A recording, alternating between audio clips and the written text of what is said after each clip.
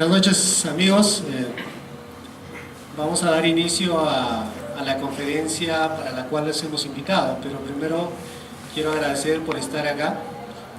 Es para la Escuela de Arte un honor que ustedes estén acá y sobre todo tener la oportunidad que nos acompañen dos grandes amigos, artistas y estudiosos del arte, ¿no? Adolfo Asmat Chirinos es un artista trujillano que radica más de 20 años en España, donde ha hecho su carrera y ha hecho estudios. Nos conocimos hace mucho tiempo y recién nos estamos viendo ya desde que empezamos, creo que a pintar. Y este reencuentro es importante en el sentido de que tenemos un artista con una trayectoria ya ciertamente consagrada, joven, y que es peruano. Y nos acompaña también Socorro Morat, que es una excelente artista y también estudiosa del arte, y que es trujillana, ¿no? Y que también radica en España y es esposa de Adolfo. Nos denominamos los Homo sapiens sapiens, pero parece ser que no somos tan sapiens sapiens, porque estamos destruyendo nuestro planeta en primer lugar. En segundo lugar, somos seres emocionales, somos seres sensibles que pensamos. Las últimas investigaciones científicas dicen que el cerebro está interconectado y que muchas veces la carga emocional gana a la carga cognitiva. El artista plástico está inmerso en esta caótica sociedad, una sociedad que tiene muchos problemas a los cuales él no puede ser ajeno. Tenemos problemas que podemos resumirlos actualmente en las 4C. Un problema muy conocido para todos nosotros es el cáncer. Otro problema es los problemas del corazón, del cerebro, los problemas del corazón, los problemas del cáncer y los problemas del tránsito. Acá Cajamarca tiene grandes problemas en ese sentido. Y no solamente Cajamarca, creo que todo el Perú y en todo el mundo la gente no muere por un cáncer, por un ataque cardíaco o por problemas de depresión. La mayor cantidad de muertes se produce en los accidentes de tránsito y los artistas también lo representan. Dentro de este marco conceptual que nos hemos elaborado, surgió el camino un poco complicado aparentemente de contestarnos ciertas preguntas. Un camino que nosotros como artistas queríamos hacer llegar de una manera muy sutil. Es decir, ¿cómo hacer para respondernos como artistas ciertas preguntas que nos atañen como seres humanos, pero que también implica al resto de la sociedad? Podía ser un camino largo y muy solitario. Entonces tomamos la decisión de hacer un trabajo multidisciplinar. El trabajo que hemos realizado en el transcurso de 4 años ha sido un trabajo que ha contado con el apoyo de neurocientíficos, de psicobiólogos y además de artistas.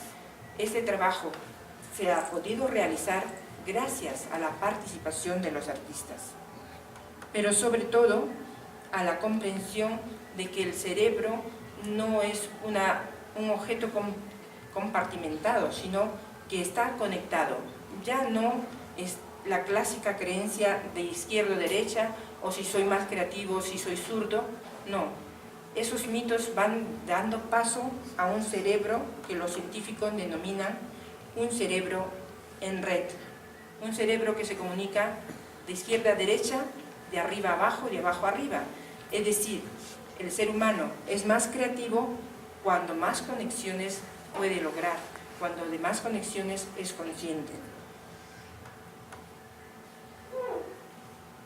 Empezamos este trabajo también haciendo una reflexión de que arte y ciencia ya no pueden estar separados. que tenemos que intentar, como artistas, tender puentes entre arte y ciencia.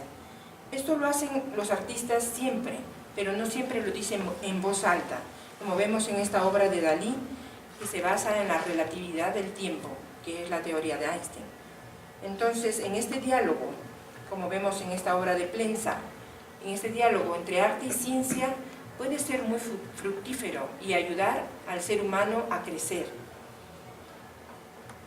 Porque en medio de esta situación problemática, nos damos cuenta como profesionales de salud que está incrementándose el consumo de ansiolíticos.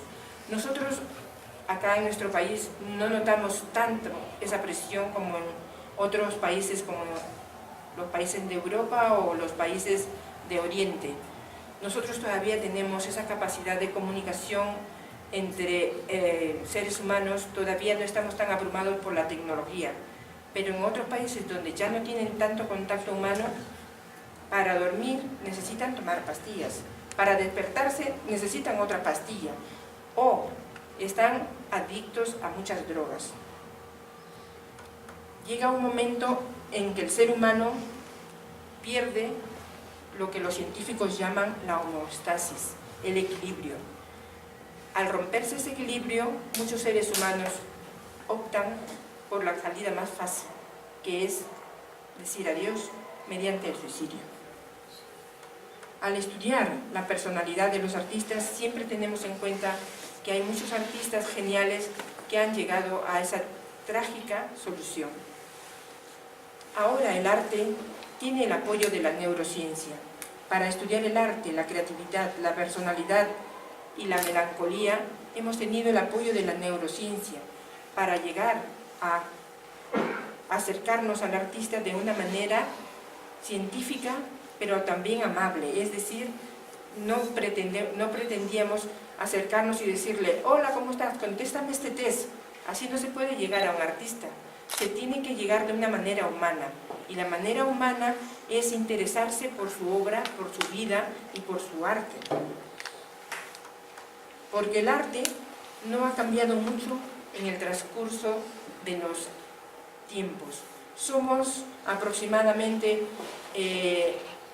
hombres modernos unos 40.000 años, pero se han encontrado obras de arte desde hace mucho más tiempo.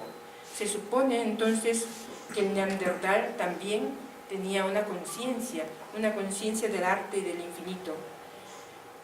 La obra de este artista del Paleolítico está muy emparentada con la obra de Picasso, y está muy emparentada para los neurocientíficos con la sobrevivencia. El arte es útil, como decía el maestro López en la entrevista, porque ayuda a sobrevivir.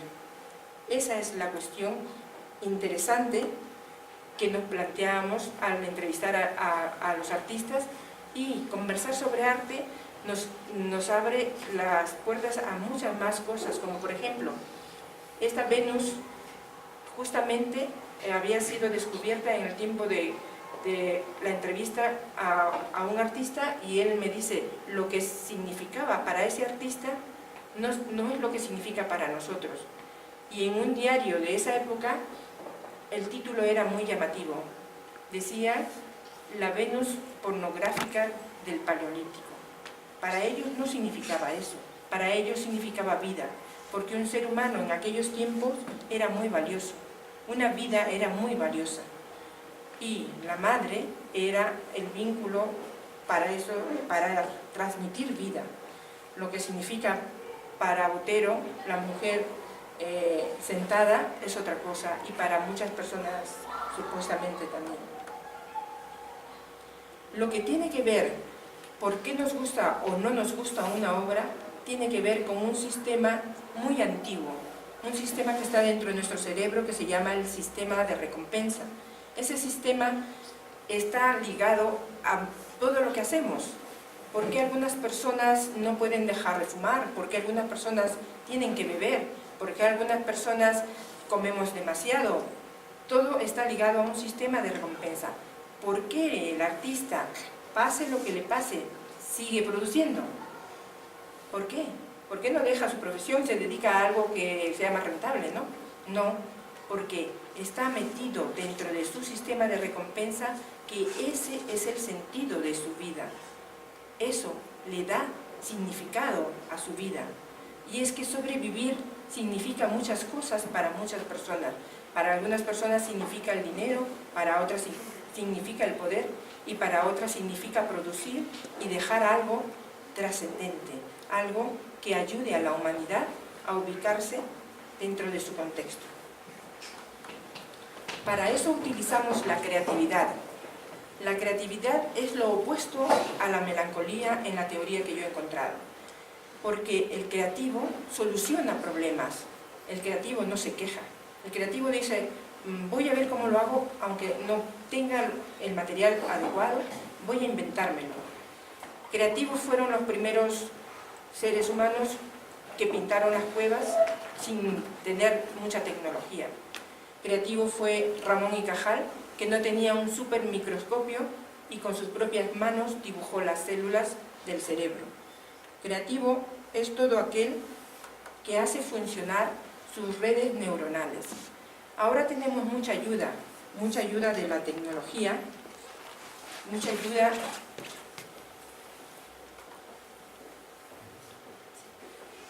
de la fotografía, tenemos mucha ayuda. ¿Qué es lo que nos falta entonces?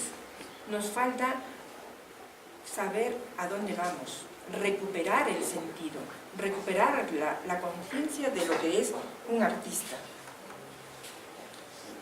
Para acercarnos a los artistas y a su personalidad, tuvimos que enfocarnos.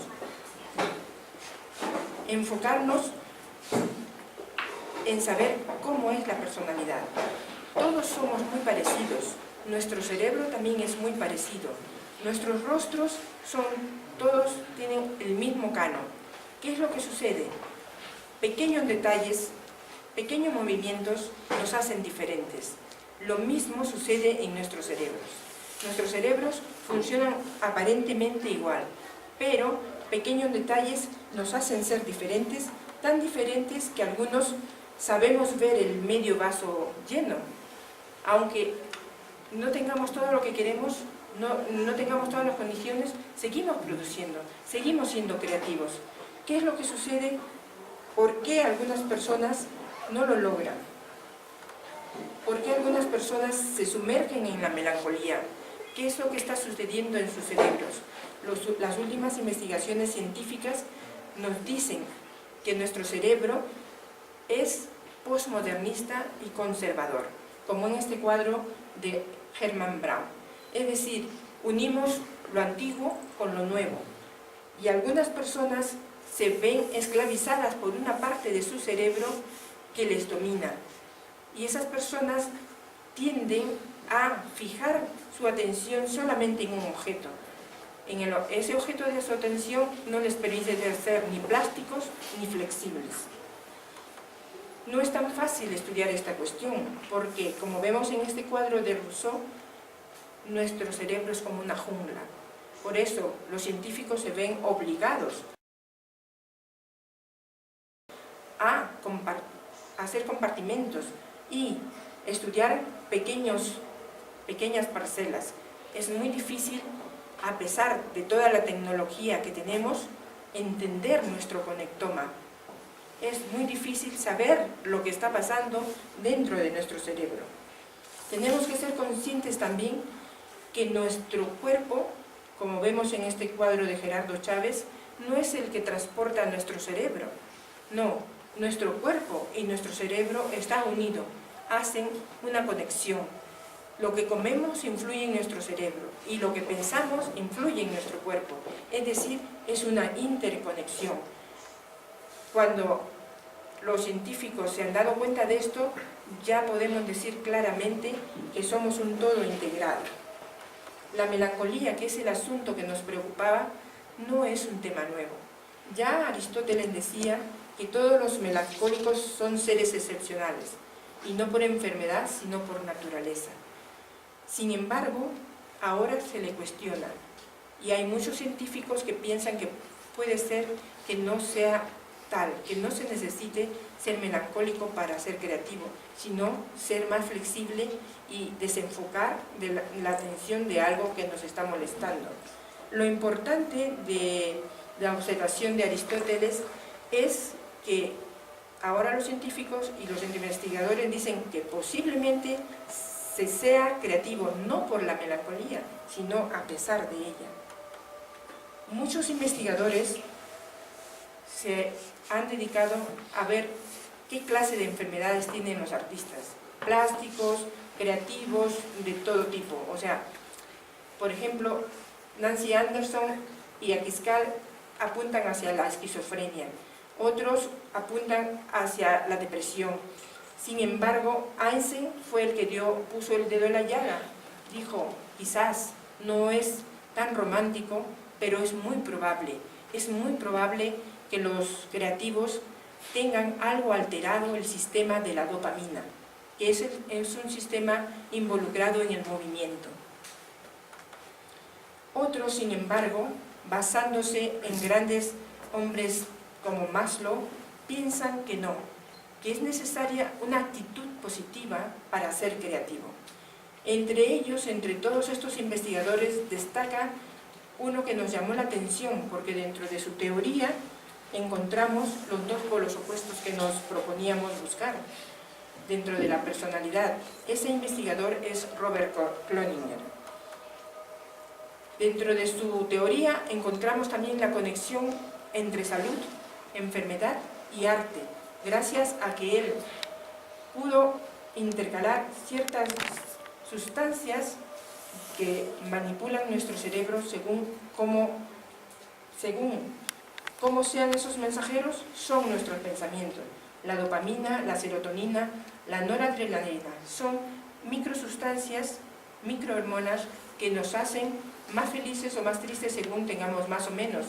Para todos será conocido algún pariente que ha tenido depresión y le han tenido que dar alguna pastillita para que se anime, como es el Prozac o la fluoxetina. Si vemos en este cubo, este señor siempre pone dos polos opuestos. Por un lado, el apasionado y por otro lado, el metódico obsesivo. Y en el cubo del temperamento, ¿qué me pasa? Quiero ver. Sí, en el cubo del carácter vemos el creativo y el melancólico. En el cubo del carácter podemos ver también ciertas partes que él afirma que según sean más altas o más bajas, nos dan nuestro temperamento o nuestra personalidad.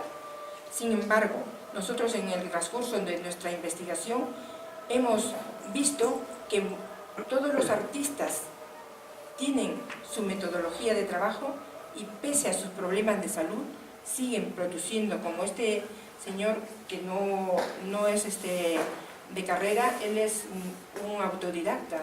Comenzó como un vidriero y luego está realizando esculturas estupendas. Las preguntas que nos planteábamos al principio de nuestra investigación fue si realmente el artista plástico forma parte de los melancólicos y si los rasgos de la personalidad que presentaban los artistas plásticos son parecidos o somos muy diferentes al común de los mortales. El artista le gusta creer que es diferente. Se sube en su nube, se cree diferente, hace cosas diferentes. Hay ciertas cosas que son importantes, porque al hacer las cosas diferentes ya no sigue el rebaño, ya hace su propia obra y su propia vida, no sigue las normas comunes y corrientes. Pero, ojo, tú no puedes decir soy alto si no te comparas con otra persona. Tienes que ser alto o bajo en comparación con algo. La investigación, por tanto, se basa en la comparación. ¿Se puede ser creativo y productivo sin tener trastorno de salud mental? Esa pregunta la han ido buscando muchos investigadores y nosotros no la planteamos en ese sentido, la planteamos en el sentido positivista. Nos acercamos con criterio de exclusión, es decir, nos acercamos a artistas creativos, productivos, activos y que hayan pasado avatares en su vida, avatares económicos, de salud, de todo tipo, incluso rechazo de la sociedad. En el caso de Antonio López es un caso muy particular, porque él se centró en el realismo, mientras por España pasaban todos los ismos, habidos y por haber, todas las rupturas. Él siguió insistiendo en el realismo, es decir, no le importó que no lo aceptaran. Julio Sacristán salió de su país, Panamá, y realizó también una obra excelente, aún ahora sigue exponiendo a sus casi 90 años. Enrique Brinkmann, un gran investigador, también al principio de su carrera fue muy rechazado y luego, poco a poco, ha sido aceptado. Lo mismo pasa con Sánchez Beato, que tiene una obra muy particular, muy colorida y luminosa, que no ha dicho, no puedo producir porque soy profesor, soy docente. Él ha sido docente de primaria y de secundaria, y en medio de su trabajo como docente ha logrado producir y ser considerado uno de los más grandes exponentes de la plástica española. La pregunta concreta era, ¿está realmente la creatividad relacionada con los trastornos de salud mental? ¿O por el contrario, los seres creativos somos sanos, felices y podemos comprometernos con la sociedad? Las últimas investigaciones dan por hecho que para ser creativo tenemos que tener buenas conexiones. Tenemos que tener buenas conexiones entre nuestra corteza prefrontal y nuestro sistema límbico, que es el sistema del gusto, el sistema del placer. Pero además tenemos que tener, como ha dicho López en la entrevista, ciertas facultades. Esas ciertas facultades implican tener una buena disposición óculo-manual, pero también saber pensar, saber reflexionar, no llegar al punto de ser unos divididos, sino llegar al punto de, a pesar de tener problemas como este profesor que tiene esclerosis múltiple, seguir produciendo, seguir divulgando el arte, y además ha creado una ONG para llevar el arte a los niños desfavorecidos de todo el mundo. Esos seres humanos con los que nos hemos encontrado, que son felices haciendo algo por los demás. Como vemos también con Julio Sacristán, que es un artista que a pesar de ser muy mayor, ha seguido produciendo y es uno de los grabadores más reconocidos en España. Para hacer un estudio hay que justificarlo y hay que tener unos objetivos. La justificación del estudio es que el arte está integrado en la sociedad, que el arte es necesario para la sociedad. Los objetivos se planteaban como general y como objetivos específicos. La hipótesis se tiene que dividir también en varias partes. Una hipótesis general, la hipótesis de investigación, la hipótesis nula, la alternativa y las operacionales. Las más importantes para hacer entender nuestro tipo de investigación, que fue un método mixto y descriptivo, es que tenemos que ir de lo general a lo particular. Lo general es todo el conjunto de artistas, y lo particular eran los artistas a los cuales nos estábamos acercando. ¿Nuestro método es experimental? No, nuestro método es correlacional, porque nosotros no íbamos a encontrar una respuesta exacta a lo que buscábamos, era simplemente una correlación. Un método experimental implica controlar todas las variables, y eso con un ser humano no es posible, porque un ser humano tiene influencias diversas, a no ser pues que se encierre a un artista o a dos artistas en un solo sitio y se les dé las mismas condiciones. En el vídeo vimos cómo le entregaba la carta al maestro, porque en una investigación tiene que haber una carta de consentimiento. Aquí podemos observar varios artistas cuando estábamos conversando.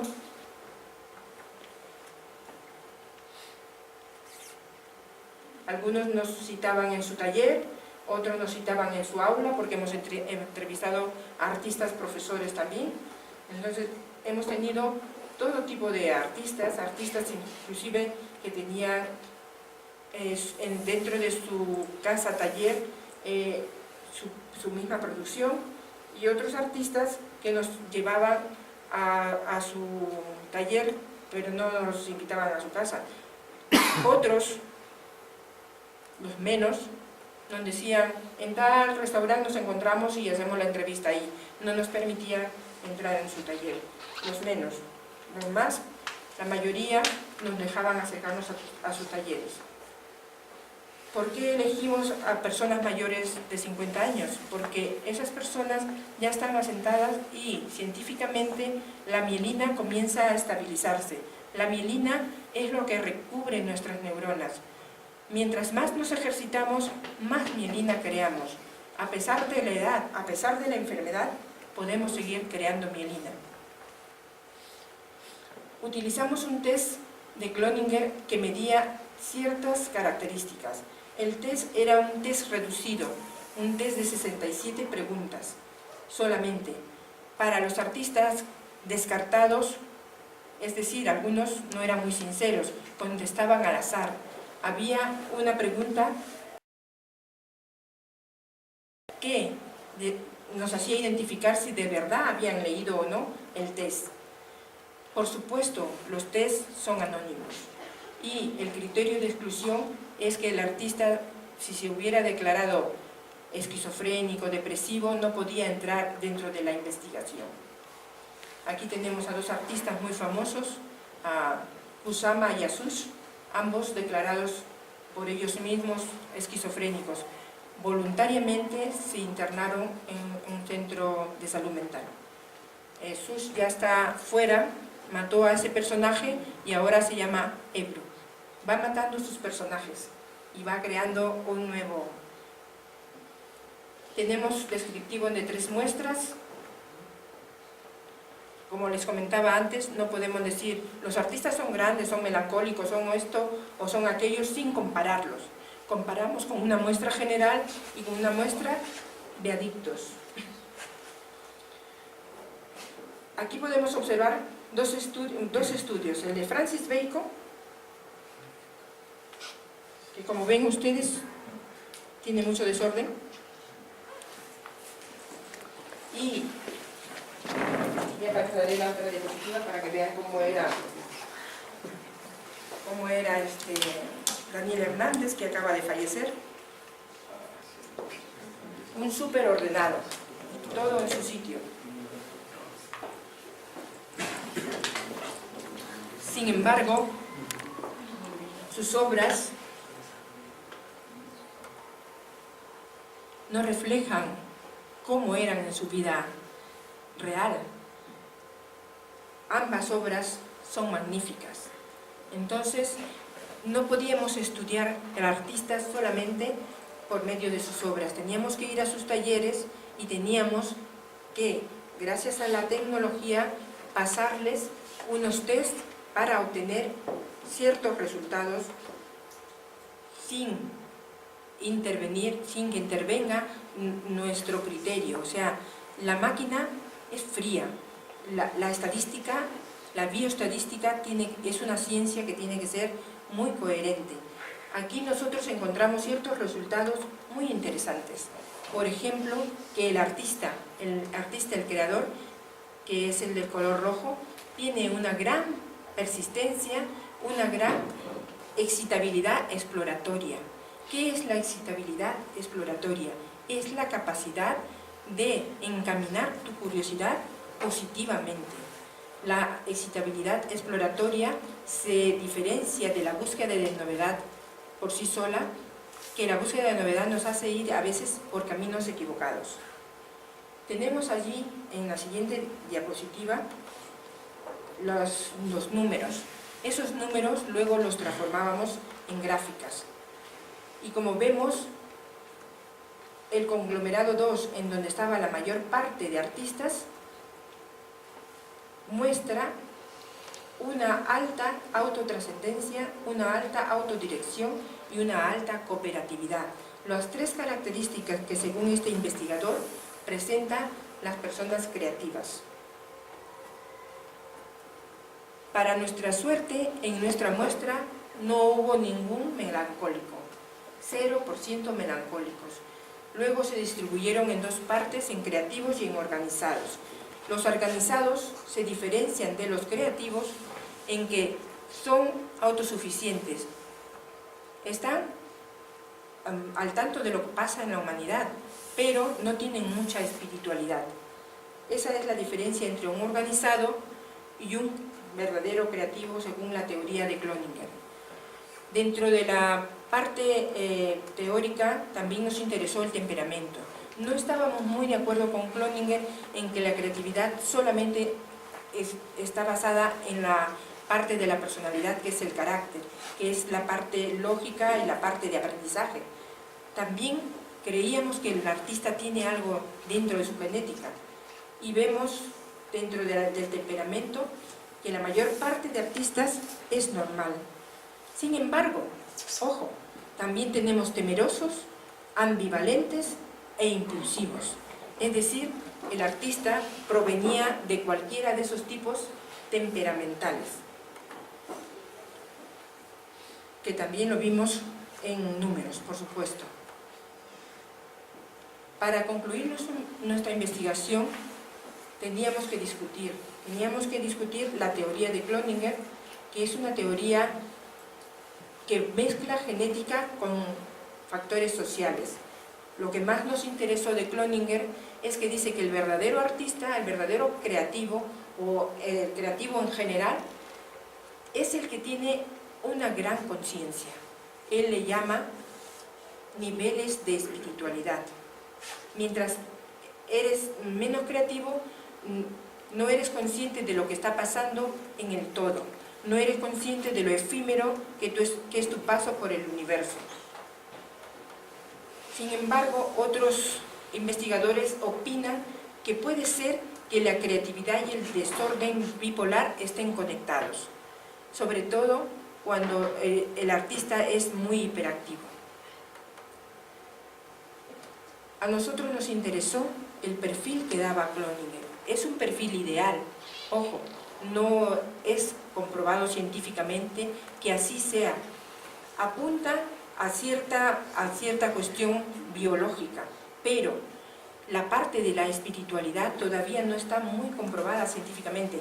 Este es un científico muy atrevido en el hecho de unir y poner en la palestra una palabra que la ciencia no quería mirar, ¿no? Que no somos seres materiales, sino que tenemos algo más, y algo más que ya se está estudiando dentro de los investigadores. Se estudia ya las neuronas espejos, las neuronas como, y se estudia a los monjes budistas, por ejemplo, para saber por qué ellos tienen esa tranquilidad y esa armonía en su cuerpo. Es que nuestro cerebro, como veíamos antes, tiene dentro de sí un museo de historia natural. Somos animales, somos seres emocionales y somos seres racionales. Tenemos un pleito en nuestro cerebro.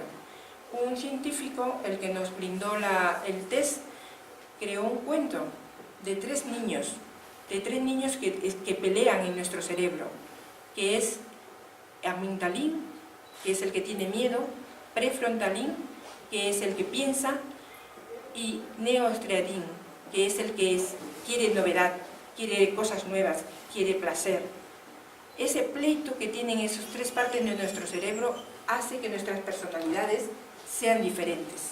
Algunos, como este pintor que fue científico también, Charles Le Brun, hizo comparaciones entre nuestras personalidades y animales.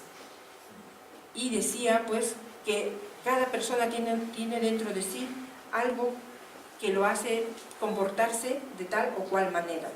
Ojo, él no tenía ninguna ayuda científica para comprobar eso, como ahora los científicos que dicen que nuestra personalidad depende no solamente de lo que traemos, sino de nuestro entorno, pero sobre todo de nuestra crianza, de cómo ha sido llevada nuestra infancia.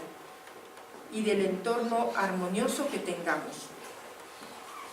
Estas partes del cerebro que se pelean entre sí tienen varias vías, y una de las vías más importantes para comprender al artista es la vía dopaminérgica.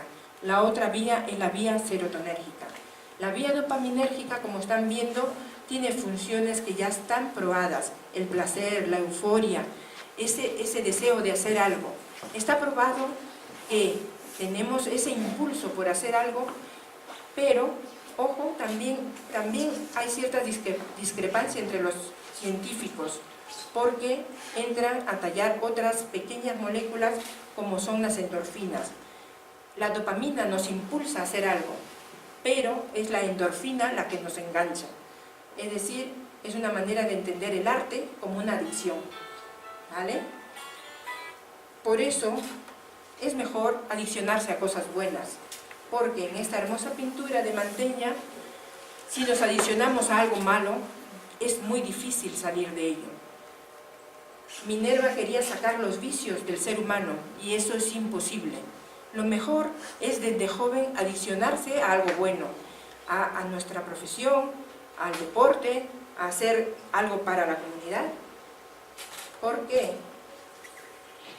Los historiadores todavía no se ponen de acuerdo, pero los científicos sí. Los científicos dicen que es nuestra corteza prefrontal nuestro director de orquesta, y es lo que nos diferencia del resto de las especies. Si lo sabemos llevar adelante, es decir, si sabemos comportarnos con esa corteza prefrontal. Si ustedes ven artistas muy diferentes, estos dos fueron alumno y maestro, Hernández fue alumno de Sacristán, cada cual sigue su camino. Lo importante para el artista es reconocer lo que más le gusta y darlo de una manera sincera hacia la sociedad, porque el artista no está solo, nadie está solo. Somos un producto de la sociedad, somos un producto de nuestra familia, y es necesario que el artista tenga esa conciencia. Muchos dicen, no, yo soy yo y yo hago lo que yo quiero y lo que me apetece. No es así, estamos interconectados, todos tenemos algo que dar a los demás y todos nos dan algo. Ustedes aquí, al escuchar lo que yo estoy diciendo, están moviendo sus neuronas, y yo, al ver su atención, también me animo a seguir explicándoles. Estamos interconectados. Y lo más importante es que el artista comprenda que somos un ser integrado, que tenemos que seguir una dieta, tenemos que hacer ejercicio. ¿Para qué? Para que nuestro cuerpo siga un ritmo, conservemos una armonía y no rompamos el equilibrio. El equilibrio nos puede llevar al estrés o no. El estrés es bueno. El estrés es bueno siempre y cuando lo sepamos manejar. Uno de los científicos que nos ayudó en esta tesis decía, el estrés en el tiempo paleolítico era fácil. Salías de tu cueva, si veías a un animal peligroso, te subías a una montaña o a un árbol y se acabó el asunto. Ahí se terminó el estrés. Pero ahora llegas a tu casa, te encuentras con la suegra, te encuentras con los impuestos, y entonces tu estrés no termina. ¿Qué es el resultado? Que somos una sociedad estreñida y nerviosa. Entonces, el artista tiene un compromiso con esta sociedad, hacerle entender que hay algo más que lo material, que hay algo más para seguir adelante. Este artista, desgraciadamente, sufría depresiones muy frecuentes y terminó su vida con un suicidio. No se entiende por qué, porque había llegado ya a lo máximo de su profesión. Para no hacer tan larga la disertación, simplemente decirles que nuestras hipótesis fueron comprobadas gracias a los resultados. Lo más importante es que el artista plástico contemporáneo no se encuentra dentro de los melancólicos, de la muestra que yo tomé. Ahora sería interesante tomar muestras de jóvenes, tomar muestras de artistas de distintos países y comparar con lo que dicen otros investigadores. Como hemos visto aquí, Otros investigadores les han dado resultados parecidos a los nuestros, con otros tipos de creativos, científicos, literatos, incluso con adictos. Hay investigadores que han hecho investigaciones con adictos, y dentro de los adictos también habían creativos. Podemos decir entonces que en nuestra muestra, por lo menos, hay ciertas coincidencias. Con San Acedo, por ejemplo, esto es muy interesante. Ellas han encontrado que en sus muestras las mujeres tienen más alta excitabilidad exploratoria, como también fue en la nuestra. En nuestra muestra también hay alta autotrascendencia. ¿Qué es la autotrascendencia? Está ligada a la creatividad, pero también puede estar ligada a la locura. Cuando tienes muy alta autotrascendencia y no estás con los pies en la tierra, no eres autosuficiente y no te importan los problemas de los demás, podemos tener un problema ya de personalidad. Para nosotros fue una sorpresa muy grande encontrar que la excitabilidad exploratoria era muy grande también en las mujeres.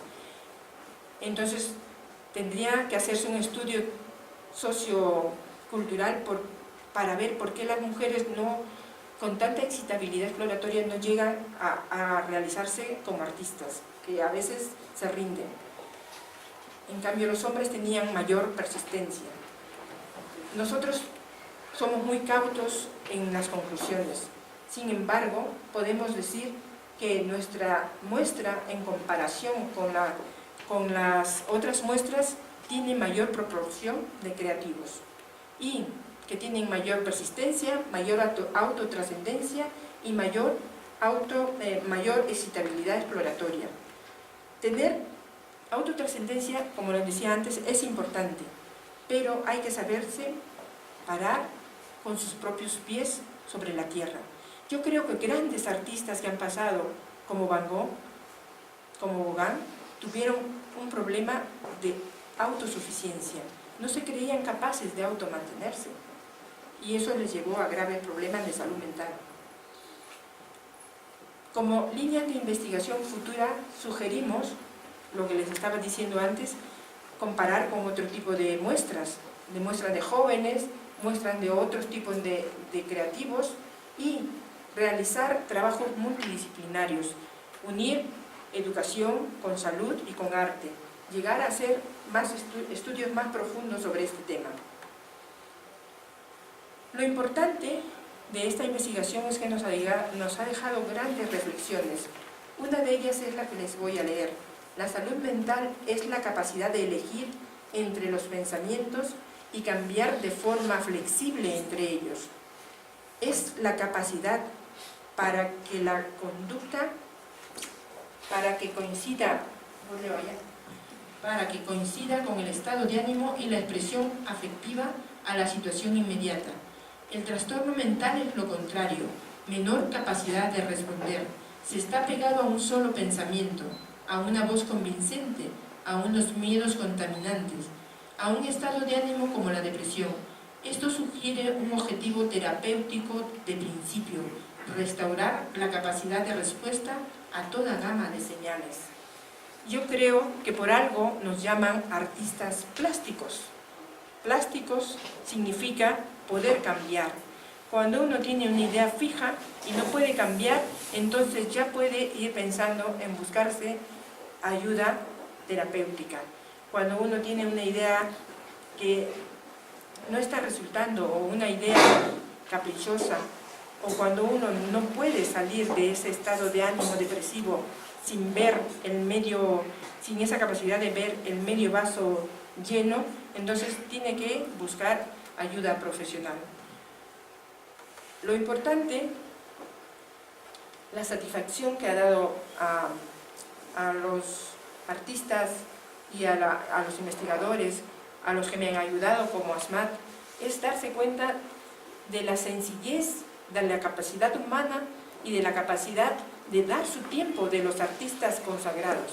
Ha sido una experiencia para nosotros inolvidable.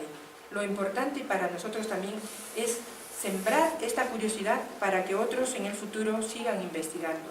Un artista es un investigador nato y tiene que seguir haciendo cosas, no solamente en su arte, sino para la vida y para la sociedad. Muchas gracias.